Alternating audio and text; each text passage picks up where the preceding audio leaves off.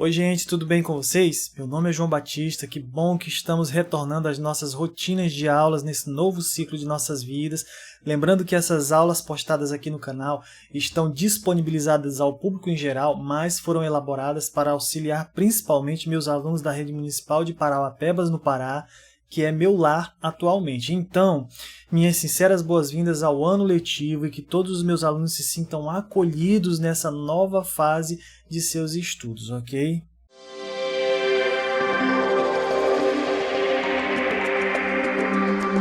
Bem, pessoal, hoje nós estudaremos sobre o tempo, memória e história. E para iniciarmos nosso estudo, vamos refletir sobre o porquê estudar história. Bem, essa pergunta é bem comum entre os alunos. Por que estudar história? E a resposta para esta pergunta é o objeto de estudo que introduz a disciplina História no terceiro ciclo do ensino fundamental. Vejam bem, os seres humanos sempre buscaram compreender seu passado e, consequentemente, suas origens.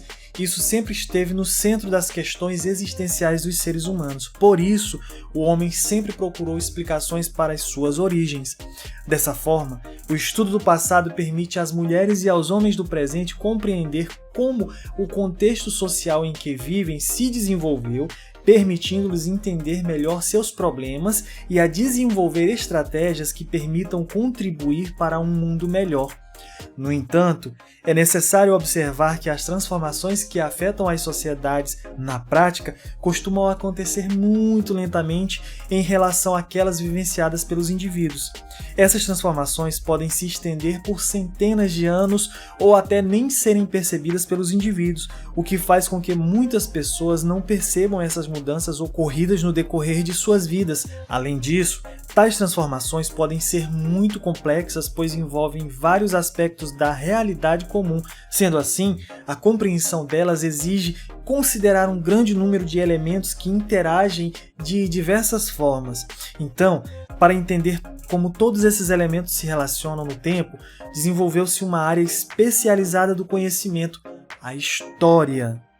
E o historiador é o profissional, o cientista que busca identificar as transformações, o que mudou e o que permaneceu intacto ao longo do tempo, entender o passado e esclarecer sua relação com o tempo presente. Agora vamos analisar a memória. A memória é a nossa capacidade ou faculdade de guardar as informações, experiências e impressões de situações que vivemos em diferentes épocas da nossa vida. Ou seja, a memória é o nosso elo entre o nosso passado e o nosso presente. Sem ela, não podemos saber quem somos. Porém, entende-se que nossa memória não é uma guardiã segura do passado, pois com o tempo ela falha ou distorce, ou seja, esquecemos muitas informações importantes, o que faz com que ela seja muito subjetiva, não exata. A memória pode ser registrada de muitas maneiras, tais como criações e manifestações humanas, em histórias orais ou passadas de pais para filhos, em gravuras, em monumentos e em fotografias, por exemplo. Dessa forma, entende-se que existe uma relação entre história e memória com o passado. Porém, são diferentes, pois a história utiliza a memória para acessar informações do passado e depois interpreta e tenta preencher as lacunas na tentativa de entender seus significados. E por último, vamos analisar o tempo e suas formas de medição de tempo.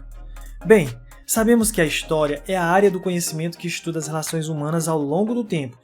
Por isso, é fundamental a ideia de tempo para a história, pois, para organizar de forma cronológica os acontecimentos, o tempo é o grande maestro dos acontecimentos.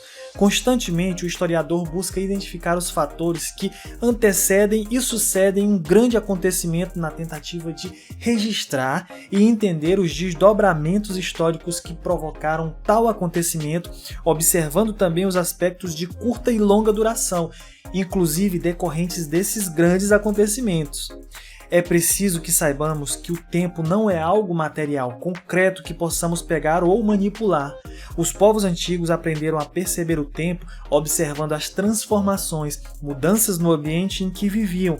Podemos apenas ter uma ideia do que é o tempo observando as mudanças na natureza, a alternância entre dia e noite, entre as estações do ano, o ciclo de vida das plantas e dos animais e ainda nas coisas que acontecem ao longo de nossa própria vida, como o início de uma viagem, no primeiro dia da escola, a festas e aniversários, etc. Esses acontecimentos são registrados pela nossa memória em fotografias ou vídeos para serem revistos e relembrados. A percepção de tempo predominante atualmente é linear, onde se entende o tempo como uma linha reta, com presente, passado e futuro. Porém, esse entendimento não é consenso entre todas as sociedades. Muitas sociedades percebem o tempo como algo cíclico e que tem começo, meio e fim, seguido por um recomeço, como acontece com as estações do ano ou as fases da Lua. Na tentativa de organizar melhor o tempo, estudiosos dividiram a história em 4 idades ou períodos: Idade Antiga, Idade Média, Idade Moderna e Idade Contemporânea. E o marco inicial dessa periodização é a invenção da escrita, ocorrida por volta de 6.000 anos atrás.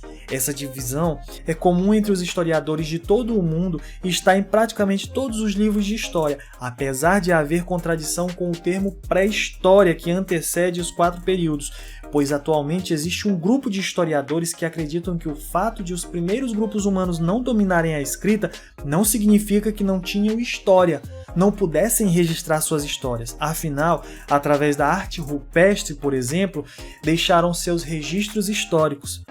Quanto às formas de medição de tempo, acredita-se que os primeiros grupos humanos utilizavam as transformações da natureza, por exemplo, a posição do Sol, as fases da Lua, os períodos de chuva e de estiagem ou a mudança das estações do ano para medir a passagem do tempo e, seguindo o tempo da natureza, organizavam o trabalho, as refeições, as festas e outras atividades cotidianas. Com o passar do tempo, foi possível alcançar um conhecimento maior sobre os ciclos da natureza, o que possibilitou o desenvolvimento de atividades mais complexas como a agricultura, pois era essencial o conhecimento da época certa para limpar e semear o solo e ainda o melhor momento de colheita. Por essa razão, algumas sociedades criaram formas de medir o tempo e desenvolveram os calendários.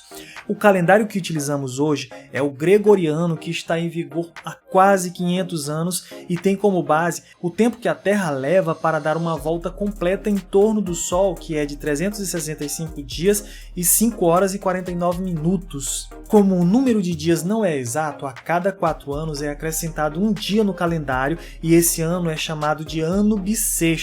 O marco inicial do calendário gregoriano é o nascimento de Jesus Cristo. Por isso, ele é também conhecido como calendário cristão. Existem vários outros calendários mundo afora, como os calendários judaico, por exemplo, onde o evento fundamental é a criação do mundo por Deus, episódio narrado no livro do Gênesis. Já no calendário islâmico, o tempo é contado a partir da migração do profeta Maomé de Meca para Medina, cidades localizadas na Península Arábica, e esse acontecimento é conhecido como Hégira.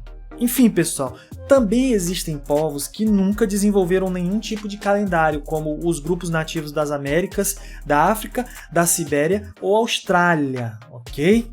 Bem, essa foi nossa aula sobre tempo, memória e história. Espero ter contribuído para o aprendizado de vocês. Mais uma vez, sintam-se acolhidos nas nossas aulas. Um grande abraço e até a próxima.